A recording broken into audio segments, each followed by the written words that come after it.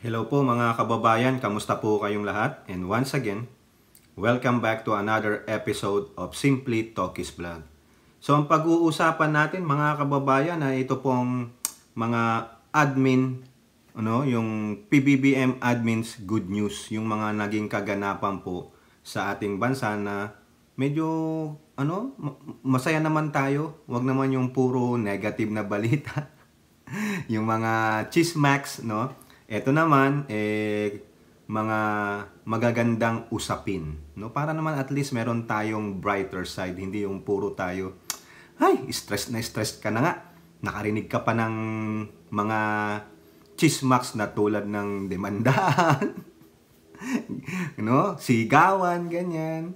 So, eto po, meron po tayong video at ibabalita sa inyo. Magaganda po ito, at least alam nyo po ang mga magagandang nangyayari sa ating bansa, no? Pero bago po tayo magpatuloy, tayo po ay magbibigay pugay at pasalamat sa lahat ng ating channel members, followers, subscribers, nagla-like at nagsishare ng ating mga videos. Ganun din po sa mga nagbibideo replay at ganun din po sa mga nagsishare ng kanilang mga blessings, no? Through super thanks, super chat or super stickers. Maraming salamat po sa inyo. At ganun din, salamat sa mga regular natin sa ating mga video premiere na palagi pong nakaantabay tuwing meron po tayong video premiere. Actually, ang time slot natin sa video premiere is 9 p.m. American time, Pacific Standard Time, kasi nasa California po tayo. At kung sa Pilipinas naman po yan, ay 12 p.m. ninyo. Advance po kayo ng 15 hours. Sa ibang bansa, hindi ko na po alam, sa Europe, sa Middle East, no? Just check your timetable. O tama ba yun? Time check o whatever. Pero minsan, meron din po tayong 4 a.m. kung ako'y magising at mabilis ang upload ko. Yung 4 a.m.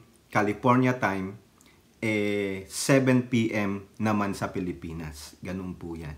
No, hopefully makapag-upload tayo ng ganun. Pero as much possible, I make it makapag-upload ng 9 p.m. California time, 12 p.m. Philippine time, no? So, yun po. Hindi ko na po babanggitin lahat yung mga nasa ating video premiere. Ang dami nyo na no? Okay, so shout out po lahat sa inyo. Alam nyo na kung sino kayo. Unahin po muna natin mga kababayan yung nandito sa Presidential Communications Office official Facebook page. Kasi po kahapon sa ating bansa, nag-anibersaryo po ang ating Philippine Army. Mga saludo po sir, madam, no? 127 anniversary o founding anniversary siguro po ito. Yan po ay pinangunahan ni Defense Secretary Gibo Teodoro with AFP Chief of Staff Browner Jr. No? Kasi po ang ating pong mahal na Pangulo at ang ating mahal na First Lady, they are under the weather. Meron po silang flu-like symptoms. Pero sabi rin po dito sa PCO, official Facebook page, they are showing improvement, no? Hopefully by God's grace gumaling po ang ating first couple at maging masigla ulit ang ating Pangulong Bongbong Marcos, no? Yun lang po yung mababalita dito tungkol sa founding anniversary ng Philippine Army 127. Congratulations po Philippine Army. Saludo po sa inyo, sir, madam, no? Continue upholding the mandate that protecting our country, whether sa labas o sa loob ng ating bansa. Yun lang po, no? I think nagbigay din diyan ng speech ang Pangulo, no? Kahit papaano encouragement to our men in uniform. Okay? So, ngayon mga kababayan, diyan lang po, no? Ang sabi rin ng ating mahal na speaker, si Ninong Martin Romualdez, dito po sa balita ng Manila Standard, Speaker bows full support to AFP, acknowledges soldiers' sacrifices. So ito po, nangangako po ang ating speaker na walang iba kundi si Martin Romualdez, no, nangangako, promise na yan, ng buong suporta para sa ating AFP, no? Kinikilala niya ang sakripisyo at kabayanihan ng ating mga kasundaluhan. Okay? So yan po, at least katuwang ninyo ang ating mga namamahala sa gobyerno, no? I think that's a moral booster sa ating mga kasundaluhan. Buong kasundaluhan po yan. Hindi ko na po babasahin yung nilalaman. At least alam nyo na 1,000% ang suporta ng inyong kongreso. Okay? So whatever they need, no? Kailangan mabigyan natin ng kaukulang pansin ng mga yan. O nga pala, yung sa pension nila, hopefully, maayos nyo po yan. Ano? Yun lang po yung panawagan natin, maayos nyo po. O eto po, magandang balita po ito, no? Sa PTB. Ito pong dalawang video natin, galing po ito sa PTB. Ano bang magandang unahin dito? Unahin muna natin yung Bagong Pilipinas Serbisyo Pair. I think ito na i-vlog ko to, no? Hindi nyo lang napapansin, no? Kasi hindi man lang tayo umabot ng mga 10,000 views dyan, no? 26,000 naman tayo na subscriber, pero hindi man ako maabot ng 5K, 10K sa mga videos. Bakit kaya? Siguro hindi kayo interesado o hindi nagpa-pop up. Baka naka-shadow ban na naman tayo dahil sa mga checkwa. No? Pero okay lang yan. Ibabalita pa rin natin sa inyo whether you like it or not. Kaya yung mga anti-government, bahala kayo sa buhay nyo. Wapakels po sa inyo si Tokis. Pag inggit, pikit. Ang sabi pang ni Pangulong BBM, if you're making your enemies angrier, meaning you're doing a good job. Yun po yung ginagawa natin. We will make them more angrier until their brains pop out. O, di good job tayo. Hanggang sila ay mawindang, maluka-luka sila. Ayun, sige na nga, kampihan na natin si Toki. So, tayo magagawa sa pagkontra dyan sa taong yan. Kasi wapakils naman pala sa atin. Di ba? Kaya ano pang sabihin nyo dyan, bayarang ganito? We. Ha? Read my lips. Wapakils. Di ba, Aichang, Ilora? Eto po. Bagong serbisyo pair. Naalala nyo, last time nasa Mimaropa sila. Ang sabi ni Ninong Martin, pupunta sila ng Mindanao. Eto na po yun. Saan sila nagpunta? Panoorin natin, no? Para malaman nyo rin. At obserbahan nyo to, mga kababayan, ha? Ako may naobserbahan. Ewan ko lang sa inyo kung anong maobserbahan nyo dito. Okay, this is just 4 minutes and 43 seconds video, kasama na yung ending credits, no? Maraming salamat po, PTB, no? Ba't kaya dito sa PTB naggaganda at nagwagwapuhan ng kanilang mga angkor, no? Pwede bang kunin nyo na rin ako dyan? Di ba, Aichang? No? Ang kapal ng lip gloss glow. Yung lip gloss glow, Vaseline po, Vaseline. $1.99 sa Walmart. Nakakapagpagaling po yan, Vaseline. Ang gagwapo at ang gaganda nila, nakakaingit naman tong mga to. Shout out po sa mga lahat po dyan sa PTB, no? Hanggang na maintenance workers, lahat po, no? Eto po, panoorin natin. Aabot sa 80,000 residente ang nabigyan ng tulong ng pamahalaan sa pag-arangkada ng Bagong Pilipinas Serbisyo Fair sa Agusan del Norte. Yan ang ulat ni Mela Las Moras.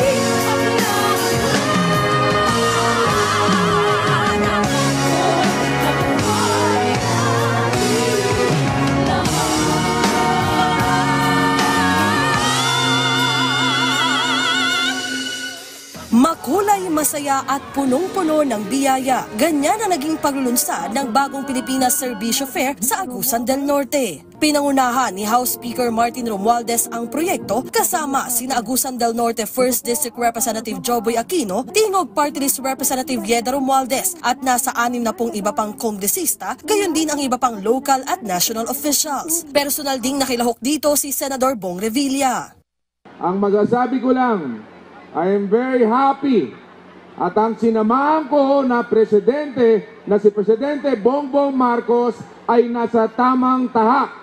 Ang pagtulong ng bagong Pilipinas na katulad nararamdaman natin ngayon na ibinababa ang grasya sa inyo ay napakalaking bagay para sa mga kababayan nating mga Pilipino, lalong-lalo na ang mga mahihirap.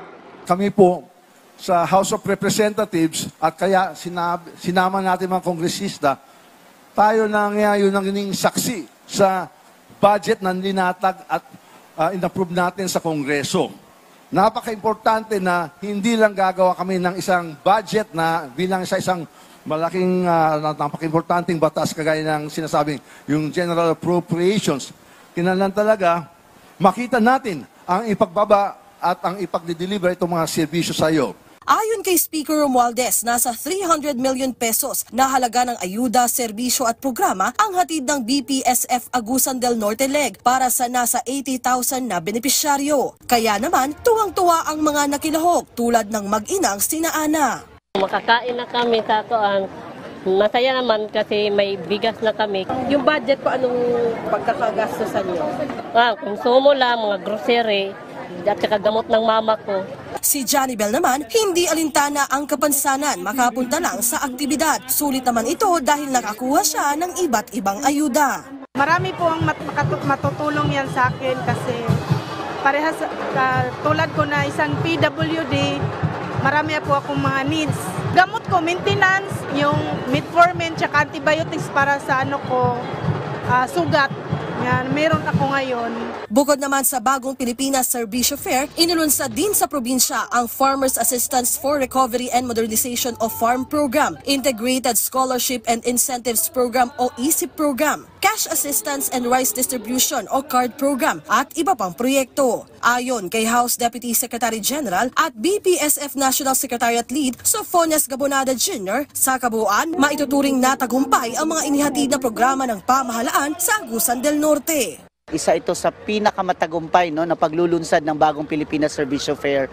Sobrang daming tao ang nakinabang sa mga programa at serbisyo.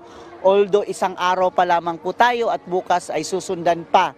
At tuloy-tuloy po ang serbisyo sa bagong Pilipinas Servicio Fair dito sa Agusan del Norte at Butuan. Bukod naman dito, kahapon, bilang kinatawa ni Speaker Romualdez at ng Tingog Party List, pinangunahan din ni Gabonada ang pamamahagi ng ayuda sa nasa 3,000 babaeng benepisyaryo ng DSWD AIX program bilang bahagi ng pagdiriwang ng National Women's Month. Dagdag pa riyan, nakatanggap din ng hiwalay na food and cash assistance ang mga kawani ng AFP at PNP.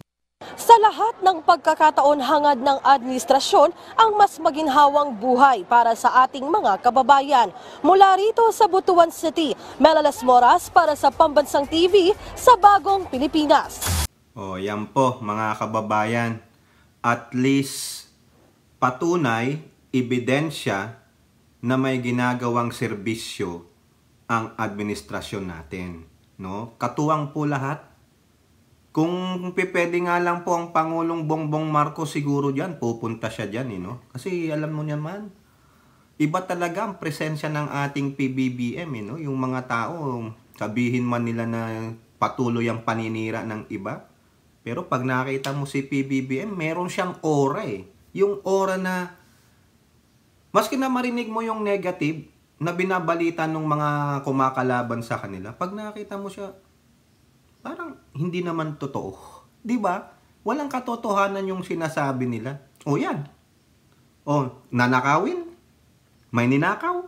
'Di ba? Yung mga sabi-sabi nila Amy Marcos, may mga ganitong mga pondo na saan para saan 'yan? Para saan ito?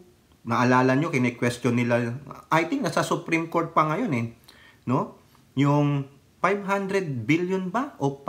I think 500 billion or million na yung walang pangalan na item doon, pero parang kukunin yan pag sakasakaling wala ng pondo. Ganon. Parang reserve. Pero kini-question nila, baka pag-uugatan daw ng, alam nyo na, corruption. Pero ito, di ba? At least mabigyan ng kahit papanong ibsan yung pangangailangan ng ating mga kababayan.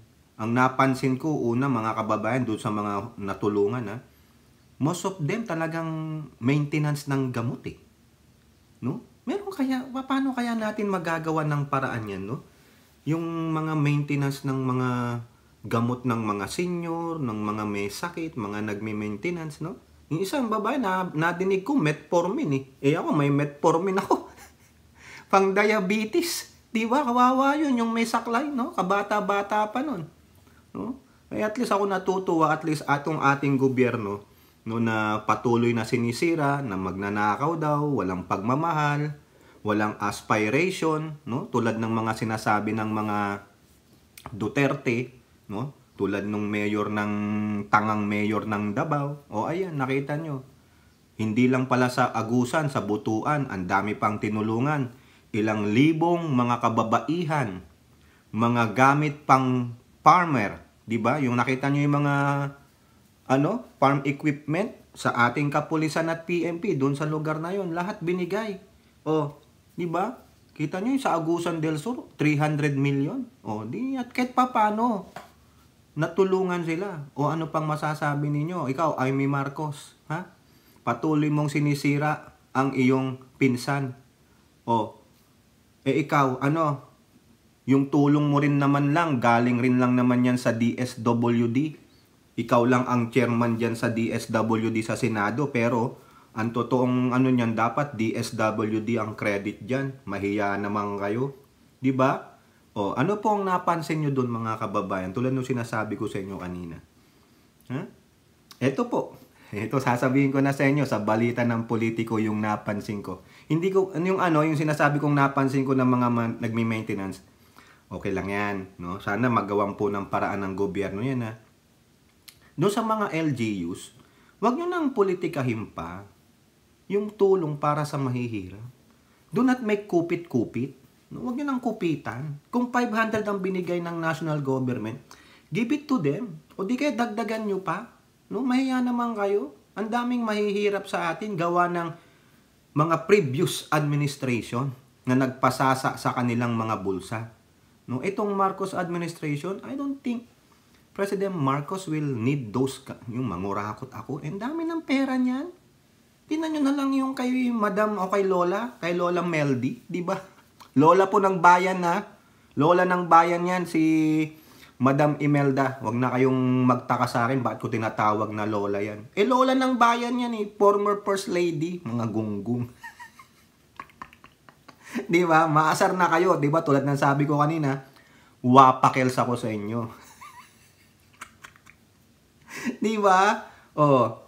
So mga kababayan, ano po yung sinasabi kong napansin ko lang doon, Eto po. Yung mga politiko nandun. Diyan sa politiko, sabi show of unity. 63 lawmakers join Marcos Servicio Caravan and Agusan del Norte. Ang dami! 63! Kasi daw sinama daw sila ni Ninong Martin. Pero parang sa akin, iba ang tingin ko dito sa mga... Sino ba to? Nagsabi dito, si Speaker, si Dong Gonzales, sabi niya, quote, "This is the biggest display of unity and solidarity in Bagong Pilipinas Servicio Fair next to the Sultan Kudarat Service Caravan, where almost 50 members of the House of Representatives, mostly from Mindanao, attended. At tayo po ay nasa Mindanao uli. Damang-dama natin ang pagkakaisa ng mga mambabata sa programa ni PBBM dito sa BPSF." O yan. Sabi niya. baka naman mamaya may mga ano sa inyo dyan ha. Ito po, dito yung mga pangalan nila ha. Hindi ko na po babasahin haba lang yung ating most of these are mga siguro representante from Mindanao. Okay, pero at least they're showing full support. Pero ang dami nyo naman, ano ba? Mga re-electionist ba kayo?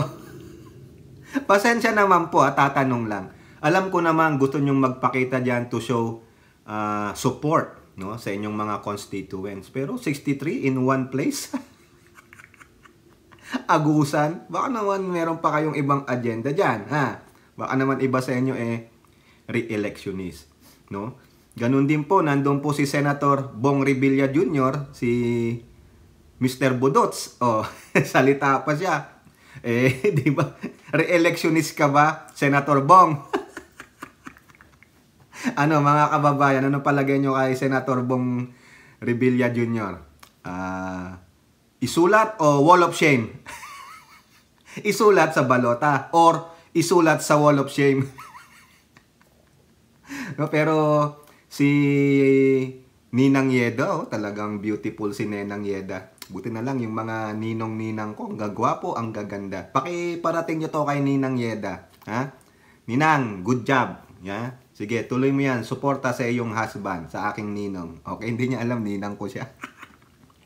Okay, alis tayo dyan. No? Dito naman tayo sa balita ng Manila Bulletin, mga kababayan. Nagulat ako. Biruin nyo, meron palang tawag kay Ninong Martin. No? Meron palang tawag sa kanya. Ayan, no, sa Manila Bulletin. Romualdez lives up to Mr. Rice moniker in Agusan del Norte. Farmers, students also get ayuda. Mr. Rice pala siya. Hindi ko alam yun. No, tinawag siyang Mr. Rice. Grabe. Siguro sa pamimigay niya ng mga bigas. Maganda naman yan, no? At least kahit pa paano meron ka ng moniker. Hindi po yan masama. At least alam nila, pag nakita ka nila, ay, Mr. Bigas, pahingi naman ng bigas. Kanina, isisingit ko to ha. Nanonood ako kay Kakopi. Yung mga hindi pa nakasubscribe kay Kakopi, subscribe nyo po yan. Napakagaling po na vlogger yan at malumanay. Hindi po tulad ko yan na high blood. Mukhang mas bata naman sa akin yan. No? Tinan mo, Kakopi, ubus na yung kape ko. Pero hindi na ako magtimpla. Si Kakopi, ang laki ng tasa. Merong nag-comment doon kay Kakopi, nasa na daw yung 20 pesos kilo ng bigas. Ako na lang, Kakopi, ang bibira doon sa, doon sa nag-comment sa chat box mo kanina, ha? Parating nyo to kay Kakopi. Yung nag-komento ng 20 pesos ng bigas, ha? Ikaw, kung sino ka man, pwede pumunta ka na lang kay kay Glenn Chong. Humarap ka kay Glenn Chong, ha? Bibigyan ka na niya ng 20 pesos kilo ng bigas. Pero, ang kondisyon, pasampal ka muna. Diba? Yan ang hindi nakakaintindi. No? Ayaw kasing birahin ni Kakopi. Ako nabibira. Para ay, hindi to para kay Kakopi. Ako na ang bibira. No? Kasi, hindi nila naintindihan ng panahon. At paulit-ulit natin sinasabi dito, hindi yan ipinangako. Hindi yan pinramis. Hindi yan binaw. Kundi is as an aspiration. Ikaw na nagsulat nun at mga nag-iisip at nagtatanong nasa ng 20 pesos kilo ng bigas. I-search mo ang aspiration. Tignan mo ang synonyms. Kung makakita ka ng word na promise or vow, and then singilin mo si PBBM. Kung hindi, punta ka kay Glenn Chong, ha? Or better yet, ha? Bibigyan kita ng 50 pounds na bigas sa isang kondisyon. Puntahan mo ako dito sa San Diego. Ipapauwi ko sa'yo ang 50 pounds na bigas. Hindi kilos. Pounds kasi dito Ha? Puntahan nyo ako dito sa San Diego. Nakuha nyo?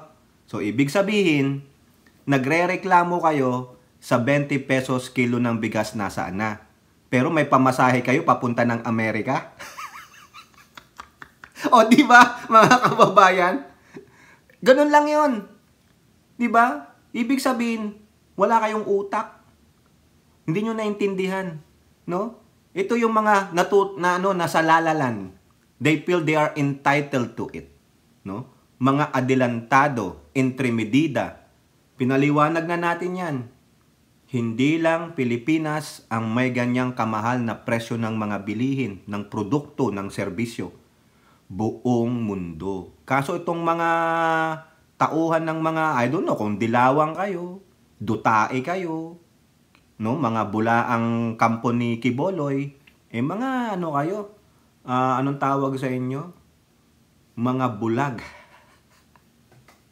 Lahat kayo, pumila kay Glenn Chong.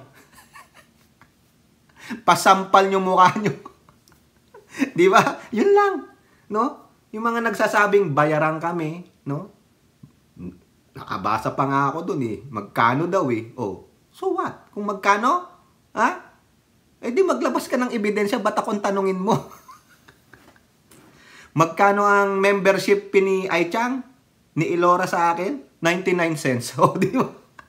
99 cents. Ang kunin ni YouTube, 45 cents. O magkano napunta sa akin? 44 cents. Bayad ba yun? Hindi. Revenue. Kita. Nagtatrabaho po kami. Mga gonggong. Yung mga bayad, tanungin nyo yung mga dutae supporter. Ang dami nila. Pero kaming mga pro-admin, walay. Mga gonggong, yung mga gustong mag-unsub, hindi unsub, anong pakialam ko sa inyo? Diba? Sabi ko nga, wapakels. Diba, Elora? Oh, diba, Mr. R? Hindi mga wapakels kami. Marami na nga pong nagagalit sa akin dahil binibira ko daw ng binibira sila Digong, si Sara, si Kibs, at yung mga kakampi nila. Dati mo namang sinuportahan. O bakit? Hindi ba ako pwedeng magising sa katotohanan? Di ba? Maging ano tayo, objective, no? Maging rational. Kung mali na, baka kampihan mo pa. Hindi naman nakatulad ng mga senador dyan. Mali na nga, kinakampihan pa. Bakit? Kaibigan ko kasi. Di ba? You learn how to separate, no? I-separate nyo yung pula sa puti. Kung basag ang itlog, di basag. Tulad ni Digong, mga basag ang itlog. Binasag sila ni Trillanes. O, di ba? Yan tayo, mga kababayan. Kasi nakakabanas lang paulit-ulit. Tayo naman panay ang depensa natin. Di ba? Itong mga to, hindi na maniniwala Mang-aasar lang yung mga yan. Yung gusto nila siguro puro na lang ganun. Hingi. Ayaw magtrabaho. Mga gonggong. Ay kaming nandito sa YouTube na monetize ang channel. Tatrabaho kaya kami. Para makapagbigay kami ng magandang content sa inyo. Binabasa namin ng balita. Sabi pa dun sa itong si Kakopi. Mabait lang masyado Pasensya ka na Kakopi You're so nice. Ako. Ha? Di ba Kakopi? Si Kakopi kasi hindi niya ako pinanunood Gagantuhin ko yan Kakopi. Oh. Di ba yung mga basher mo dyan? Kanina may nagsabi pa sa kanya. Scripted daw. Scripted. Yung kanyang vlog. Ano scripted? Ibig sabihin, meron siyang ghostwriter. Di ba Kakopi? Kung ako talaga kay Kakopi yun, naku, kawawa yun. No? Scripted. Wala nga kaming script. Ako nga lang mag-isa dito. Wala Si Ilora, nasa Pilipinas yan. Si Aichang, nasa Japan. Tulog ang mga yan. Mamaya pa, gising ng mga yan. Yung sinasabi kong, Aichang, Elora, nasa na yung fortune cookie? O yun lang yon, ano lang yon. I'm just, ano yun, yung nagsasabi lang ako ng, kwento. Kunwari, nandyan sila, kala nyo may kasama ako, wala. Maski na mangaw-ngaw ako dito sa loob ng bahay namin, walang bubulyaw sa akin na, hoy, ang ingay mo! Nasa loob ako ng pamamahay ko, hindi ako pwede sigawan ng kapitbahay ko. Wala siyang pake. You don't have to intrude on my space. Pero itong mga to, tulad nung kay Kakopi, scripted daw. Ayun, sabi lang ni Kakopi, sabi ni Kakopi, 3 hours ako nagbabasa ng balita bago ako mag-live. Good job, Kakopi, good job. Eh ako, anong script? Wala. Ang binabasa natin yung balita at binibigyan ng opinion. Mga gunggong talaga tong mga ano, no? Yung mga anti-admin na sabi, bayaran kayo, scripted kayo, magkano. Eh, pagbayaran kami, sinasabi ko sa inyo. Hindi na ako, hindi ko na bibirahin yung mga idol nyo. Puro magaganda na lang ang ibabalita ako sa inyo. Saka may script ako, basahin ko, ayun. Guguha ko ng teleprompter. Nakikita nyo, siguro nakaganon ako, yung mata ko wala sa inyo. Pag tumitingin akong ganun, nandun po yung bintana namin kasi may mga dumadaan. Gunggong no? Tatawa na lang ako sa inyo. Eto na, yung huling video natin. Ito, yung ating favorite na mga bobo! Naalala nyo yan? Naalala nyo? Si Secretary Larry Gadon ng Poverty Alleviation. Ngayon, nagbunga na po yung kanyang pangarap. Itong si, hindi ko matawag na attorney, wala na kasi siyang attorney. Si Sec Gadon, talagang maninindigan ito. Tingnan nyo ang ganda nito eh. Yung na kay Sec Gadon eh. Nakaasar ako sa iyo, Sec Gadon eh. Wala na yung mga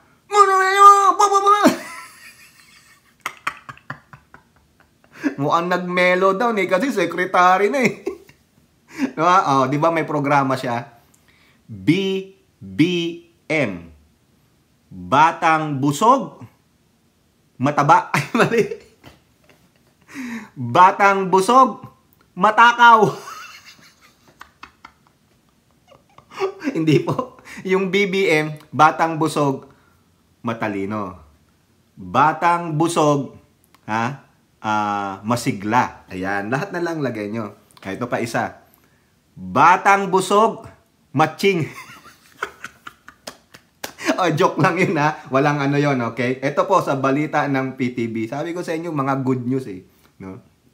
Pinasukan lang natin yung kay Kakopi kasi ang daming trolls kay Kakopi. Naawa ako. Sobrang bait kasi nung bata na yun. No? Eto po. Sa PTV, batang busog, malusog. Tama naman pala tayo, attorney. Ay, Sek eh. Pero sa akin, batang busog, matakaw. Ito po yung programa nila. Panorin nyo, 2 minutes and 44 seconds. Tuwang-tuwa po si Sec Gadon dito. Muling namahagi ng Nutriban at iba pang pagkain ng gobyerno sa ilalim ng BBM Nutrition Program ngayong araw.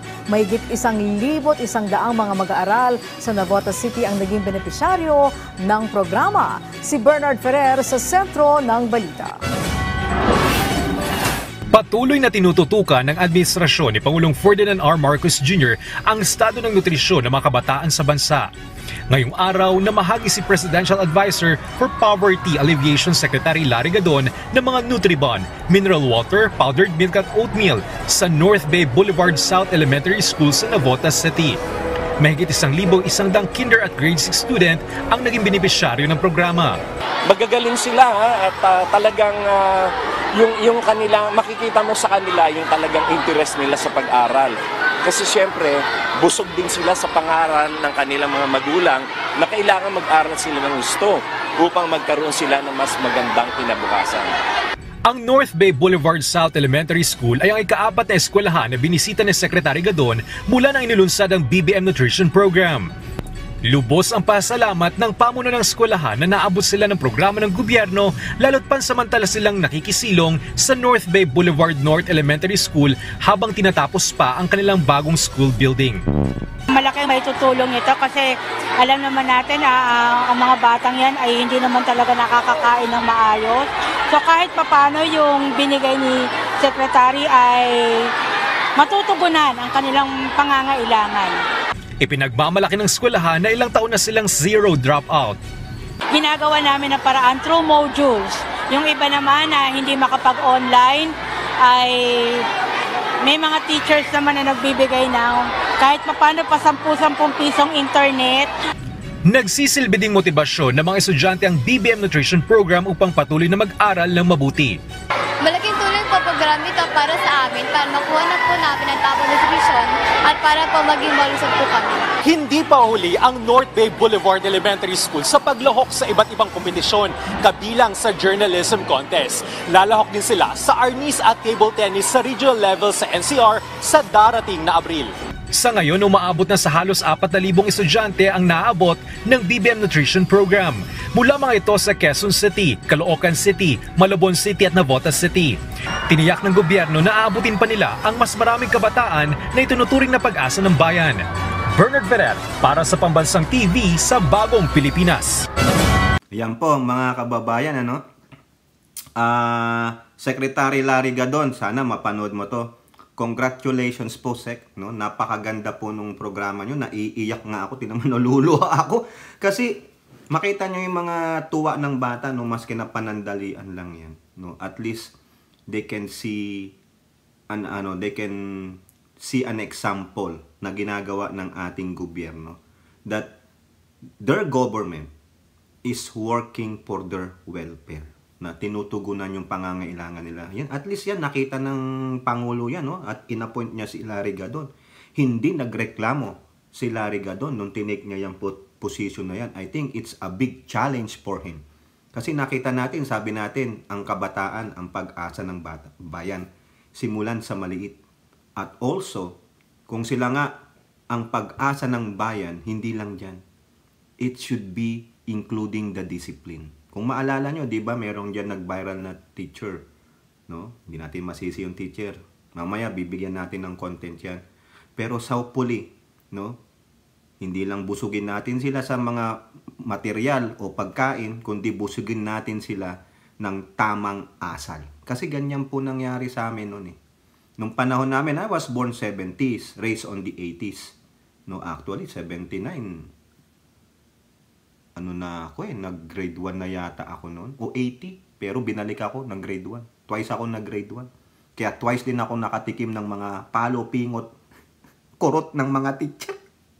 Mula grade 1 hanggang grade 6, ganun po naramdaman namin yan. Lalo na nung terror yung teacher namin ng grade 2. Grabe. Fault of one. Fault of all. Yan. Sa pila lang, pauwi. Babae, lalaki. Ito, paulit-ulit kong kinekwento sa inyo. Meron kaming classmate, pagkatangkad-tangkad. Barumbado yun. No? Pasaway. Paglabas ng roommate, diretso na. Hindi kami pinansin na nakapila kami. Nagalit yung teacher namin. Nahawak ni madam yung pat-pat. Pat-pat hindi stick, pat-pat. Ay, hindi ko nababanggitin yung pangalan. Ay. Lika dito. Pagdating niya, ikaw, ang tigas ng ulo mo. Pumili ka doon sa dulo. Tapos lahat kami pinagpapalo ni ma'am. Mga lalaki lang pinagpapalo, yung mga babae. Ma'am, bakit sila? Hindi, behave sila kayo ang may kagagawan. Wala lang, nakaganon lang kami. Hindi na kami magsumbong sa aming parents. Ito sinasabi ko kay Mami Peng sa live niya. Hindi na ako magsumbong sa parents ko. Ako nasampal ako ng 3rd grade teacher ko. Hindi ko sinumbong sa tatay ko o sa nanay ko. Kasi malamang ako papagagagalitan. Sasabihin sa akin, mag-aral ka mabuti. Ganun po yun. Tapos yung lola at lola ko sa father side, talagang stricto po, disciplinarian. Nadisiplina kami. No? Even though nasabihin nyo na tinakot kami. Pero daw, iris what iris. Pero ano na ngayon? Di ba? Naging magalang kami, masunurin kami. It is how you implement it. The discipline is how to implement it. Parents, diyan nagsisimula yan. How do you enforce discipline to your kids without destroying their morality, yung kanilang confidence. Morality, hindi. Yung kanilang confidence, no? Yung bang, sabihin nyo lang, may consequences pag ginawa mo to. Di ba? Find ways to discipline your kids in a manner na hindi masisira nilang confidence, hindi sila magtatampo sa inyo. Magtatampo yan, pero you have to top it up. No? Kailangan firm kayo. Pag sinabi nyo hindi pwede, hindi pwede. It should be you, no? To control your kids. It's not your kids controlling you. Kaya ito, sa school, no, ang ganda niyan, Larry Gadon. Nung panahon din namin, mayroon kaming mga sopas, lugaw, arroz caldo, saka yung ano ba yon, yung kulay brown, champurado. Yung Nutriban namin, hindi ganun kaganda. Nutriban namin, ang tigas, may amag pa. Yung mga naranasan namin. Yung kayong mga born dyan, born 70s, raised 80s, alam niyo yung sinasabi ko. 'Di ba? Na nakaranas na, maski na kayo ay, yung 60s, ganyan, born 70s, panahon ni Apo Laka yan. 'Di ba? Ang ganda niyan, pagpatuloy nyo po yan, sana hindi lang isang araw yan, dapat everyday yan. Kasi kami noon, everyday. Maliliit na cup ng margarine na may sopas, ganun kakain kami sa school. Tapos yung isawsaw namin yung Nutriban doon sa sopas. Kain na. Pwede na, tubig. Okay na. Walang gatas yun kasi uwi mo yung clim eh. Di ba, ang gandang programa, at least si Sec Gadon, binabalik niya yung dati. Which is a very good implementation sa mga bata. Lalo na yung mga hindi nakakain, di ba? Tuwan-tuwa yung mga bata, Gandang ihemplo yan. May ikikwento sila in future generation tulad natin. Di ba? Ang ganda, hindi yung negative. Pero yung mga nega, ay wala yan. Kunwari lang yan, pero malaki nilulustay na pera niyan. Ay, come on. May ginawa nang ang maganda, meron pa ring nega. Punta na lang kayo kay Glenn Chong. Libre po ang palad nun, sasampalin kayo. Mag-asawang sampal pa. o better yet, pumunta kayo dito sa akin, ako na lang.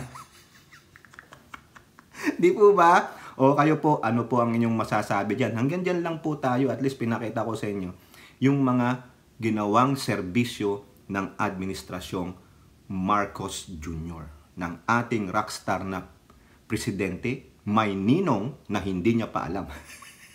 Wala kasi nagpapaalam, no? Mukhang hindi nyo yata to sinishare kay Ninong BBM, o kay Ninang Lisa, o kay Ninong Martin, o tatawagin ko na rin Ninong, si Sec Gadon. Ninong!